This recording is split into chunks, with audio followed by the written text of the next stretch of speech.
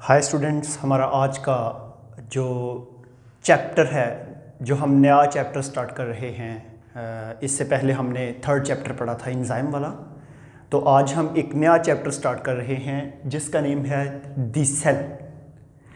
तो चैप्टर को स्टार्ट करने से पहले मैं आपसे कुछ डिस्कस करता हूँ कि स्टूडेंट्स, ये जो बिल्डिंग्स आपको ये नज़र आ रही है, ये बिल्डिंग्स छोटी छोटी ब्रिक्स, ईंटों से मिलके बनी है। ठीक है, दुनिया में कोई भी चीज़ है वो छोटे छोटे पार्ट से मिलके बनती है। इसी तरह हमारी जितनी भी बॉडी है, जितने भी लिविंग ऑर्गेनिज्म है, वो प्लांट है, वो एनिमल है, वो फंजाई है, वो बैक्टीरिया है, वो एल्गी है, कुछ भी है, हो वो लिविंग ऑर्गेनिज्म, वो छोटे छोटे यूनिट से मिलके बनता है जिसको हम बोलते हैं सेल। ठीक है जी, क्या कहते हैं? सेल। अब देखिए, मेरी बॉडी है ना, दिखने में आपको जो है वो बिल्कुल एक स्ट्रक्चर्स, ऑर्गेनाइज्ड स्ट्रक्चर नज़र आ रहा है, लेकिन ये जो ऑर्गेनाइज्ड स्ट्रक्चर्स है, इसमें छोटे छोटे पार्ट्स हैं, छोटे छोटे सेल हैं जो हमें आम आंख से नज़र भी नहीं आते। उन सेल्स को देखने के लिए आपको कंपाउंड माइक्रोस्कोप यूज़ करनी पड़ती है, और उनकी फर्दर स्टडी के लिए आपको इलेक्ट्रॉन माइक्रोस्कोप यूज़ करनी पड़ती है। तो एक चीज़ फिर हम तमाम स्टूडेंट को ये पता चल गया कि हमारी बॉडी के अंदर जो छोटे छोटे यूनिट्स हैं उनको हम बोलते हैं सेल। तो जो आपका चैप्टर 4 जो स्टार्ट हो रहा है, उसमें जो ऊपर वाली 2 लाइनें हैं, तो वहाँ पे एक शॉर्ट क्वेश्चन आप लिख लें, डिफाइन सेल। तो सेल को डिफाइन हम कैसे कह सकते हैं कि cell are basic unit of life, they perform specific functions and each and every living organism are dependent on cells. ठीक है, तो ये मैंने कुछ पॉइंट्स लिखे हैं कि स्ट्रक्चर एंड फंक्शन, उसके बाद बॉडी के अंदर जितनी भी एक्टिविटीज़ होती हैं वो सेल लेवल पे, सेल के अंदर तमाम एक्टिविटीज़ पाई जाती हैं। जैसा कि फॉर एग्जांपल मैं आपको बताऊं जी, मेरे हार्ट के सेल हैं, अकेला सेल कुछ भी नहीं कर सकता। जब बहुत से सेल आपस में हार्ट के मिलेंगे ना, आपस में ऑर्गेनाइज्ड होंगे, तो वो एक स्ट्रक्चर बन जाएगा, दिल, हार्ट, जिसका काम है ब्लड को पंप करना। ब्रेन की इसी तरह एग्जांपल, स्टमक की ले लें। जब बहुत से सेल आपस में इकट्ठे होते हैं तो वो स्पेसिफिक फंक्शन परफॉर्म करते हैं, जिसको हम फिर बाद में ऑर्गन का नेम दे देते हैं, और ऑर्गन का फिर काम होता है फंक्शन करना, परफॉर्म करना।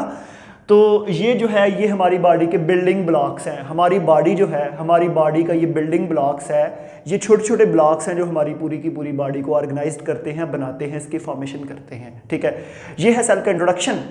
और सेल के इंट्रोडक्शन के बाद एक हेडिंग है। हेडिंग क्या है? Emergence and implication of cell theory. Emergence and implication. Emergence का मतलब होता है आगाज किसी चीज का ज़हूर होना, और इम्प्लीकेशन बेसिकली मतलब होता है अलझाओ। ठीक है जी, इसमें हमने सेल थ्योरी की हिस्ट्री पढ़नी है कि सेल के बारे में किस किस साइंटिस्ट ने काम किया, कैसे कैसे बताया। मैं अक्सर टॉपिक में एक स्टेटमेंट पेश करता हूं कि स्टूडेंट्स, एक अकेले साइंटिस्ट ने किसी भी चीज़ के बारे में सारा नहीं बताता, वो वक्त के साथ साथ उसमें पार्टिसिपेशंस होती है। समझ आ रही है? मतलब कि सेल है तो एक ही बंदे ने सेल को डिस्कवर, उसके कंपोनेंट, उसके फंक्शन, उसकी डिटेल, उसकी फॉर्मेशंस, अकेला बंदा कुछ भी नहीं करता। वक्त के साथ साथ जो है वो इसमें पार्टिसिपेट होती गई, और लोग अपना अपना जो है वो इसमें पार्ट्स डालते गए और जो है वो चलते गए। तो हम स्टार्ट करते हैं emergence and implication of cell theory. जब हम सेल थ्योरी की बात करते हैं तो मैं सेल थ्योरी को हमेशा जब भी स्टूडेंट्स को पढ़ाता हूं, जब भी आपके साथ डिस्कस करता हूं, तो मैं इसको 3 पार्ट में डिवाइड कर लेता हूं। पहला है 7th सेंचुरी, दूसरा है 18th सेंचुरी, और थर्ड है 19th सेंचुरी। ये जो 17th सेंचुरी है ना, इसमें एक साइंटिस्ट है 1665 में, नेम है उसका रॉबर्ट हुक। कहा यह जाता है कि फर्स्ट टाइम सेल को डिस्कवर जिस शख्स ने किया वो रॉबर्ट हुक ने किया था, और किया भी 17th सेंचुरी में था। तो इसके बारे में आप बता देता हूं कि रॉबर्ट हुक ने कैसे ये सेल डिस्कवर किया। देखें जी, इसने लिया एक कार्क। कार्क होता है डेड वुड। एक प्लांट, जब फॉर एग्जांपल आप एक प्लांट को काट दे, काटने के बाद वो प्लांट गिर जाए, गिरने के बाद उसकी कुछ की डिकम्पोजिशन हो गया, उसकी जो लकड़ी रह जाती है पीछे, उस लकड़ी को, डेड वुड को हम कहते हैं कार्क। इसने कार्क को लिया 1665 में और माइक्रोस्कोप के नीचे स्टडी की। बहुत सी बुक्स के अंदर बहुत सी बुक्स जो हैं उनके अंदर ये डाटा इंटरप्रेट है कि इसने वो माइक्रोस्कोप खुद बनाई और वो फर्स्ट माइक्रोस्कोप है 1665 में।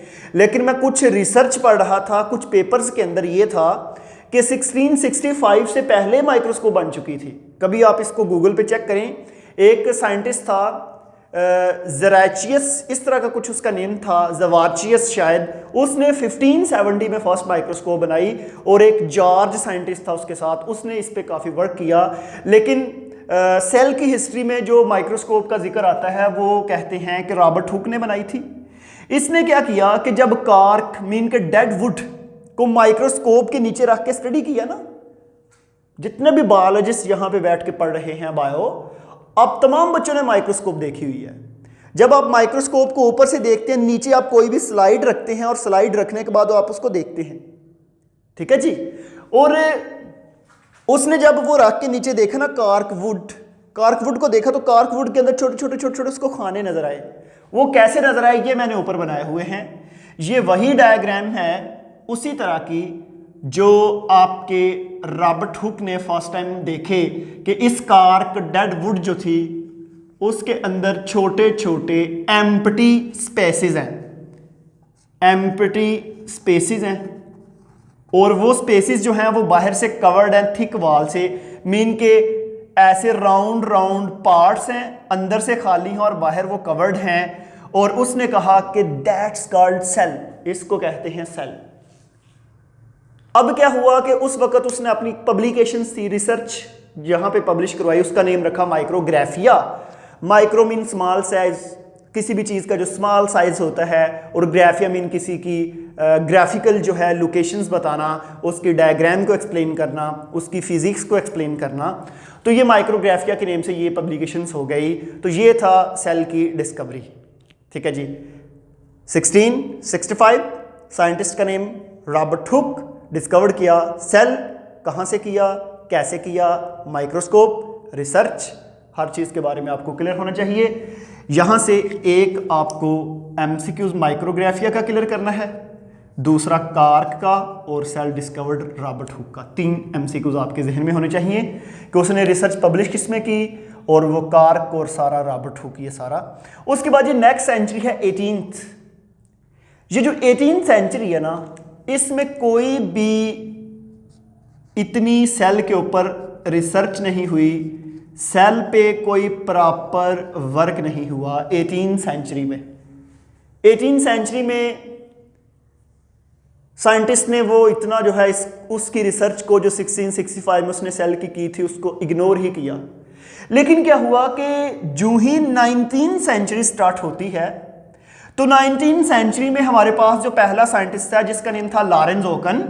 ये जो लॉरेंस ओकन है 1805 में, इसने क्या कहा, लॉरेंस ओकन आखिर एक बायोलॉजिस्ट था और ये जो था ये जर्मन से बिलोंग करता है, ठीक है। इसने क्या कहा कि each and every living organism that exist on our planet also have a cell, कि दुनिया में जितनी भी लिविंग ऑर्गेनिज्म है, दुनिया में जितनी भी लाइफ है, वो छोटे छोटे खानों से मिलके बनती है। उन खानों को हम कहते हैं सेल। समझ आ रही है। उसके बाद इसने इतनी स्टेटमेंट दी, तो उसके बाद एक और साइंटिस्ट है जिसका नेम है जीन बैप्टिस्ट डी लामार्क। इसने 1809 में एक और स्टेटमेंट दी और इसके बारे में यह कहा जाता है कि इसने लॉरेंस ओकन का सिमिलर आइडिया यूज किया, जस्ट उस आइडिया को जरा एक नए एंगल से एक्सप्लेन किया। लॉरेंस ओकन जो है, इसने कहा था कि दुनिया में जितने भी लिविंग ऑर्गेनिज्म है वो सेल से मिलकर बनते हैं। उसी वाला idea Jean Baptiste D Lamarck ने बताया 1809 में, 4 साल बाद। उसने कहा कि दुनिया में वो लिविंग ऑर्गेनिज्म लिविंग ही नहीं है अगर वो सेल और सेल के कंपोनेंट से ना बना हो। अगर हम कहते हैं ना कि एक चीज़ लिविंग ऑर्गेनिज्म है तो 100% है कि वो सेल से बनी है और सेल के कंपोनेंट से बनी है, ठीक है। इन दोनों का आइडिया सेम है। तो लामार्क ने 1809 में ये जो आइडिया दिया, लामार्क बेसिकली फ्रांस से बिलोंग करता है और लामार्क ने एवोल्यूशन पे बड़ा काम किया है। आपने फर्स्ट चैप्टर में फर्स्ट पेज की लास्ट पे एक डेफिनेशन पढ़ी थी एवोल्यूशंस की। मैट्रिक में आपने एवोल्यूशन की डेफिनेशन पढ़ी है कि हमारे पास अनसेस्ट्रल टू डिसेंडेंट जो चेंजेस आती हैं उसको हम बोलते हैं एवोल्यूशन। तो लामार्क ने एक थ्योरी एवोल्यूशन के अंदर दी थी जिसको लामार्किज्म भी कहते हैं। ये इंशाल्लाह मैं आपको सेकेंड ईयर एवोल्यूशन वाले चैप्टर में बताऊंगा कि ये लामार्किज्म जो है ये क्या है, इसने क्या एवोल्यूशन में रिसर्च की। बहरहाल ये जो लामार्क है ना, इसने इन्वर्टिब्रेट ज़ूलॉजी जो है, इन्वर्टिब्रेट ज़ूलॉजी पे बड़ा काम किया है। ये ऑफिसर था फ्रांस में जो उनकी इन्वर्टिब्रेट ज़ूलॉजी सोसाइटी थी, उसका ये हेड भी था, ठीक है जी। लें जी, यहाँ तक ना 1809 तक, 1665 में सेल डिस्कवर्ड हुआ, 1809 तक साइंटिस्ट, इनके बीच में कुछ और भी साइंटिस्ट आए हैं लेकिन उनकी रिसर्च को इतना एक्नॉलेज नहीं किया जाता। मेन इन 3 साइंटिस्ट को डिस्कस किया जाता है। तो उसके बाद क्या हुआ कि 1831 में एक और साइंटिस्ट है जिसका नेम है रॉबर्ट ब्राउन। रॉबर्ट ब्राउन एक इंग्लिश साइंटिस्ट था। रॉबर्ट ब्राउन ने क्या किया, इसने सेल की फर्दर स्टडी की और इसने क्या देखा कि सेल के अंदर भी एक डार्क पोर्शन है। वो जो डार्क पोर्शन है उसको इसने नेम दिया न्यूक्लियस का। जब इसने उसको न्यूक्लियस का नेम दिया तो एक चीज याद रखनी है, न्यूक्लियस का अगर उर्दू में मतलब आप देखें तो न्यूक्लियस का बेसिकली मतलब होता है मरकज। ऐसी चीज जो सेंटर में पाई जाती है उसको हम बोलते हैं न्यूक्लियस। तो जो हमारा पुराना कॉन्सेप्ट था रॉबर्ट हुक वाला कि all cell are empty spaces, वो बिल्कुल गलत हो गया। सेल के अंदर एक और डार्क पोर्शन भी है जिसको हम न्यूक्लियस कहते हैं। ये किसने बताया? रॉबर्ट ब्राउन ने। तो इसका मतलब है कि अगर आपको मैं एमसीक्यूज पूछूं कि in case of cell biology the cell at 1831 explain specific parts, कि जो हमारे पास ये जो सिचुएशन है, इस सिचुएशन के केस में 1831 में सेल किस किस चीज को एक्सप्लेन कर रहा है, तो ये बताना है कि सेल एक पार्ट है और उसके अंदर एक न्यूक्लियस है, क्योंकि अभी इसके अलावा कोई और चीज डिस्कवर नहीं हुई। तो यहां पे हम इस रिसर्च को आगे प्रोसीड करते हैं। 1831 के बाद ना 2 साइंटिस्ट हैं, एक का नेम है श्लेडन और एक का नेम है शवान। ये जो श्लेडन है ये एक बहुत टॉप क्लास का बोटैनिस्ट है और ये जो शवान है ये बहुत टॉप क्लास का ज़ूलॉजिस्ट है। बोटैनिस्ट आपको पता है कि ऐसे साइंटिस्ट होते हैं जो प्लांट्स को स्टडी करते हैं और ज़ूलॉजिस्ट ऐसे होते हैं जो एनिमल्स को स्टडी करते हैं। अब यहां पे श्लेडन ने ना तमाम प्लांट्स को स्टडी किया उनको, क्योंकि 1665 में जो माइक्रोस्कोप थी उसके निस्बत जो 1838 श्लेडन ने जो वर्क किया था ये किया था 1838 में और इसने किया था 1839 में। उसके मुकाबले में ये दो इन दोर्स में जो माइक्रोस्कोप थी इसकी पावर बहुत ज्यादा थी, ये बहुत ज्यादा वर्क करती थी। श्लेडन ने एक स्टेटमेंट दी कि दुनिया में जितने भी प्लांट हैं वो छोटे छोटे सेल से मिलकर बनते हैं, और शवान ने यह कहा दुनिया में जितने भी एनिमल्स हैं वो छोटे छोटे सेल से मिलकर बनते हैं। तो इन्होंने बताया कि सेल जस्ट एक एम्प्टी स्पेसिस नहीं है। रॉबर्ट ब्राउन ने ठीक कहा था कि सेल के सेंटर में एक डार्क पोर्शन होता है जिसको न्यूक्लियस कहते हैं और न्यूक्लियस के गिर्द एक जेल की तरह का मटेरियल होता है जिसको हम साइटोप्लाज्म कहते हैं। तो 1839 के बाद ना फिर बुनियाद रखी गई सेल थ्योरी की। किस चीज की बुनियाद रखी? सेल थ्योरी की। तो 1839 के बाद यह कहा गया कि कोई भी सेल है, आप जिस मर्जी लिविंग ऑर्गेनिज्म का सेल देख लें, प्लांट का, एनिमल्स का, फंजाई, जिसका भी है, उसमें बेसिक 3 पार्ट हैं, ठीक है।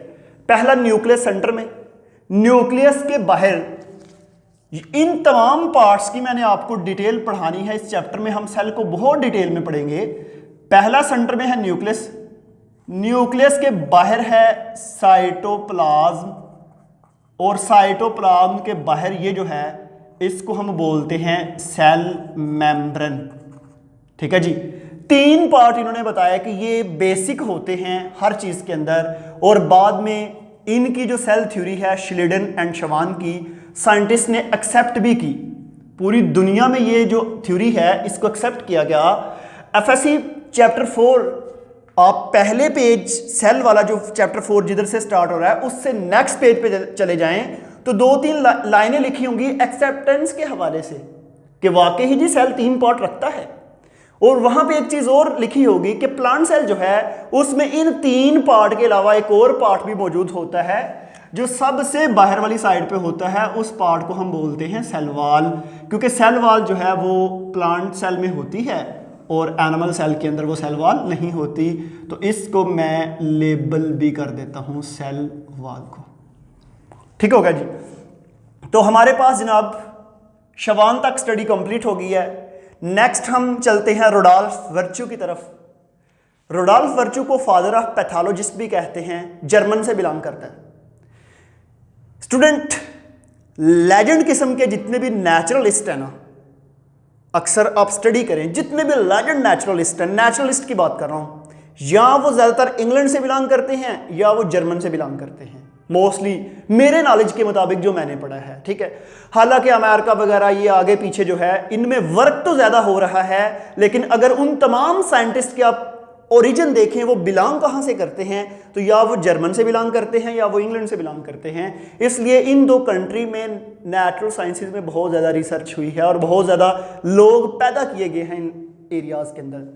रुडॉल्फ वर्च्यू जो है इसने एक स्टेटमेंट दी, क्योंकि मैंने आपको बताया था प्रीवियस किसी लेक्चर में कि जितने भी जर्मन से बिलोंग करने वाले साइंटिस्ट हैं उनको हम कहते हैं डच साइंटिस्ट, क्योंकि वहां पे जो जबान बोली जाती है वो डच है। जिस तरह हमारे पाकिस्तान में उर्दू, इंडिया में हिंदी, ईरानी, Spanish, Italian, English, different Danish, different countries के अंदर डिफरेंट लैंग्वेज है, तो वहां की डच लैंग्वेज है, उस वजह से उनको डच साइंटिस्ट कहते हैं। ये एक स्टेटमेंट है ओमनी सेलुला ई सेलुला। अगर आप लाइन में देखें तो ये लिखा होगा ओमनी सेलुला ई सेलुला। ये जो वर्ड है ये डच लैंग्वेज का है। इसका मतलब यह है कि दुनिया में जितने भी सेल्स हैं वो प्री एग्जिस्टिंग सेल से बनते हैं। समझ आ रही है? अगर फॉर एग्जांपल मेरी बॉडी में जितने भी सेल्स हैं वो बने थे जाइगोट से, और जाइगोट कहां से बना था? वो फादर के स्पर्म और मदर के एग से। जब दोनों स्पर्म और एग दोनों मिले तो जाइगोट बना। जाइगोट की डिवीजन के बाद फिर आगे पूरी बॉडी बन गई। इसका मतलब है मेरी बॉडी में जो ओरिजिनल पहला सेल है वो भी प्री एग्जिस्टिंग सेल से बना है। वो उनके मेरे फादर से, और मेरे फादर की बॉडी के अंदर जो सेल था वो उनके फादर से, उनकी बॉडी, इस तरह ये चलता जाता है। तो ये स्टेटमेंट दी थी ओमनी सेलुला ई सेलुला, रुडॉल्फ वर्च्यू ने। इस स्टेटमेंट ने बहुत तरक्की की उस वक्त। क्योंकि उस वक्त दुनिया में 2 थ्योरीज बहुत अरूज पे थी। बात कब की है? 1855 की। रुडॉल्फ वर्च्यू की कब की है जी? 1855 की। क्योंकि मेरी बात को जरा गौर से सुनना है, क्योंकि 1858 में चार्ल्स डार्विन ने थ्योरी दी थी, the origin of species by the natural selection. उसने कहा था इंसान बंदर से बना है। ठीक है, उसने एक एवोल्यूशन की थ्योरी दी थी, ये एवोल्यूशन में हम डिस्कस करेंगे। बट ये है कि रुडॉल्फ वर्च्यू को जब हम देखते हैं, रुडॉल्फ वर्च्यू ने ये जो थ्योरी दी कि दुनिया में जितने भी सेल्स है वो प्री एग्जिस्टिंग सेल से बनते हैं। तो अब मेरी बात सुननी है, जो दुनिया में सबसे पहला सेल बना वो कहां से बना? देखना, मेरा सेल फॉर एग्जांपल फादर से, फादर का फादर से, फादर का, इस तरह चलते जाएं तो जो पहला सेल है वो कहां से बना? अकॉर्डिंग टू मुस्लिम तो हमारा ये माइंड है कि अल्लाह ताला ने हजरत आदम अलैहिस्सलाम को भेजा और वो उनकी माई हवा को पैदा करे उनसे। Being a scientist and biologist हम तो नहीं इस चीज पे बिलीव करते। हम तो कहते हैं ये लिविंग ऑर्गेनिज्म जो है वो बनी थी बैक्टीरिया से। ठीक है, अब यहां पे 2 थ्योरीज है हमारे पास। एक को बोलते हैं बायोजेनेसिस और एक को बोलते हैं ए बायोजेनेसिस। क्योंकि 2 स्कूल ऑफ थॉट्स हैं साइंटिस्ट की। कुछ जो है वो बायोजेनेसिस पे बिलीव करते हैं, कुछ जो है ए बायोजेनेसिस पे बिलीव करते हैं। जो बायोजेनेसिस पे बिलीव करते हैं वो ये कहते हैं कि दुनिया में लिविंग ऑर्गेनिज्म लिविंग से बनती हैं। नहीं समझ आ रही? कि दुनिया में जानदार जो है वो हमेशा जानदार से बनते हैं। लेकिन जो ए बायोजेनेसिस वाले हैं वो ये कहते हैं कि नहीं, दुनिया में जानदार जो है वो बेजान से भी मिल सकते हैं, बेजान से भी बन सकते हैं। ठीक है, तो जो रुडॉल्फ वर्च्यू की थ्योरी है ओमनी सेलुला ई सेलुला के तमाम सेल प्री एग्जिस्टिंग सेल से बनते हैं, ये किसको प्रूव करती है? ये प्रूव करती है जी बायोजेनेसिस को। बायोजेनेसिस को ये प्रूव नहीं कर रही। तो उसके बाद एक ग्रेट माइक्रोबायोलॉजिस्ट लाइस पास्चर, स्टूडेंट 1862 में, ये जो लाइस पास्चर है ये फ्रांस से बिलोंग करता है, ठीक है। लाइस पास्चर ग्रेट माइक्रोबायोलॉजिस्ट है। इसने माइक्रो ऑर्गेनिज्म की मौजूदगी में कुछ एक्सपेरिमेंट किए और करने के बाद रुडॉल्फ वर्च्यू, इसने जो बायोजेनेसिस थ्योरी को प्रूव किया था लाइस पास्चर ने भी प्रूव किया। लाइस पास्चर के सीरीज ऑफ एक्सपेरिमेंट हैं, शायद आपने 8 क्लास में वो एक्सपेरिमेंट पढ़े हैं कि नहीं, बरल जब हमने 8 क्लास में वो साइंस पढ़ी, जनरल साइंस जिसको हम कहते हैं, तो वहाँ पे हमने लाइस पास्चर के वो तमाम एक्सपेरिमेंट पढ़े थे जिनके ज़रिए इसने बायोजेनेसिस थ्योरी को क्लियर किया। वहाँ पे 3 साइंटिस्ट का नेम भी लिखा हुआ था, एक गैलीलियो था, 2 साइंटिस्ट और थे और वो दोनों इंग्लैंड बर्मिंघम सिटी से बिलोंग करते थे। बाकायदा उसमें स्टेटमेंट लिखी हुई थी कि हमारे पास जो है लाइस पास्चर ने एक्सपेरिमेंट किए और कौन सी थ्योरी को पास किया? बायोजेनेसिस को, ठीक है। इसने क्या किया कि इस तरह ना एक बीकर वगैरह लेके उसके अंदर कुछ सोल्यूशन लगाया, सोल्यूशन मीन के कोई ग्लूकोज वगैरह पानी में मिक्स करके इसमें रखा, ऊपर पाइप लगाया, पाइप लगाने के बाद इधर से ओपन करके रखा, माइक्रो ऑर्गेनिज्म आए, इधर ग्रो करके कुछ आगे आगे, मीन के डिफरेंट एक्सपेरिमेंट किए। बहरहाल इसकी जितनी भी रिसर्च है उस रिसर्च ने जो है वो प्रूव किया बायोजेनेसिस को। बायोजेनेसिस के बाद लाइस पास्चर के बाद आगे जो अगला साइंटिस्ट आता है वो है जी अगस्त वीजमैन। अगस्त वीजमैन ने 1885 में एक स्टेटमेंट दी। इसने कहा कि दुनिया में जितने भी सेल्स हैं, वर्सटाइल का वर्ड यूज किया होगा, वर्सटाइल का मतलब होता है वैरायटी। दुनिया में जितने भी सेल्स हैं ना वो सारे के सारे एक सेल से मिलकर एक सेल से बने हैं। समझ आ रही है? एवोल्यूशन को प्रूव कर रहा है ये। दुनिया में फॉर एग्जांपल मेरी बॉडी के सेल है, मेरी बॉडी के देख लें, eye cell, brain, skin cell, stomach cell, heart cell, digestive system के सेल, रेस्पिरेटरी सिस्टम के सेल, लंग्स के सेल, ये जितने भी सेल्स हैं ये कहां से बनते हैं? जाइगोट से। जाइगोट क्या होता है? जाइगोट वो सेल है जो स्पर्म और एग के मिलने से बना था मां के पेट के अंदर। ये तमाम जो सेल्स हैं ये उस सेल से बने हैं, उस जाइगोट से बने हैं, ठीक है। तो आगे देखें वर्सटाइल कितने हैं, वैरायटी कितनी आ गई है तो ये सारे के सारे जाइगोट से बने, लेकिन जाइगोट के बाद कुछ स्किन, ब्रेन, हार्ट, स्टमक में कन्वर्ट हो गए। मैं एक इंडिविजुअल लेवल पे बात कर रहा हूं। अगर आप इसको पूरे प्लेनेट पे, पूरे बायोस्फीयर के लिहाज से देखें, दुनिया में आज की साइंस ये प्रूव कर चुकी है कि दुनिया में जितने भी प्लांट हैं, एनिमल्स है, फंजाई, जितनी भी लिविंग ऑर्गेनिज्म है, ये सारी की सारी बैक्टीरिया से बनी है। क्योंकि बैक्टीरिया की कंपोजिशन और इनकी सेल वॉल की कंपोजिशन या सेल मेम्ब्रेन की कंपोजिशन या साइटोप्लाज्म, डीएनए, आरएनए की कंपोजिशन तमाम की सेम है। तो ये जो कॉन्सेप्ट था ये अगस्त वीजमैन ने दिया था कि जितनी भी वर्सटाइल लाइफ है इस तमाम का ओरिजिन एक ही जगह पे है, ठीक है जी। तो स्टूडेंट ये हमारे पास थी हिस्ट्री, एमरजेंस, सेल का ज़हूर कैसे हुआ, फिर उसमें प्रॉब्लम्स क्या थी, इम्प्लीकेशंस, जिस तरह इम्प्लीकेशन में बायोजेनेसिस एंड एबायोजेनेसिस आ गया। और इसके बाद ना हमने रुडॉल्फ वर्च्यू ने जब ओमनी सेलुला ई सेलुला की रिसर्च की ना, तो उस वक्त हमारे पास ना एक मॉडर्न और ओरिजिनल सेल थ्योरी के नेम से हमने कुछ सेल थ्योरी इंट्रोड्यूस करवाई, और इंट्रोड्यूस करवाने के बाद फिर आज हमारे पास salient feature of cell theory जो है, सेलेंट का मतलब होता है नुमाया, फीचर का मतलब होता है खसूसियात। जो खसूसियात हैं वो क्या है? 3 पॉइंट्स है आपकी बुक में। पहला है ऑल सेल और all living organism are composed of cell. दुनिया में जितनी भी लिविंग ऑर्गेनिज्म है वो सेल से बनी होती है। ये आपने शॉर्ट क्वेश्चन याद करना है कि salient feature of cell theory में कौन कौन से हैं। अगला है दुनिया में जितने भी सेल हैं वो प्री एग्जिस्टिंग सेल से मिलकर बनते हैं। और लास्ट पे है सेल किसी भी बॉडी की बेसिक स्ट्रक्चर फंक्शनल यूनिट है, क्योंकि सेल होगा तो बॉडी में फंक्शन होंगे, जब फंक्शन होंगे तो बॉडी पूरा सेल परफॉर्म करेगी। जैसा कि अगर मैं आपको बताऊं, मेरी बॉडी में अगर ब्रेन सेल है अकेला कोई काम नहीं करता। Brain cell, heart cell, skin cell, tongue cells, digestive cell, respiratory system cell, bone cells, muscular cell, जब ये सेल आपस में सारे मिलते हैं तो एक ऑर्गेनाइज्ड बॉडी बनती है और एक ऑर्गेनाइज्ड बॉडी फिर काम करती है। जैसा कि सोचें, मैं ये चाह रहा हूं कि ये मेरा बाजू मेरी तरफ मूव करे, ठीक है। इसमें अकेला कभी भी बाजू मूव नहीं करेगा, पहले मेरे ब्रेन से मैसेज बाजू की तरफ जाएगा।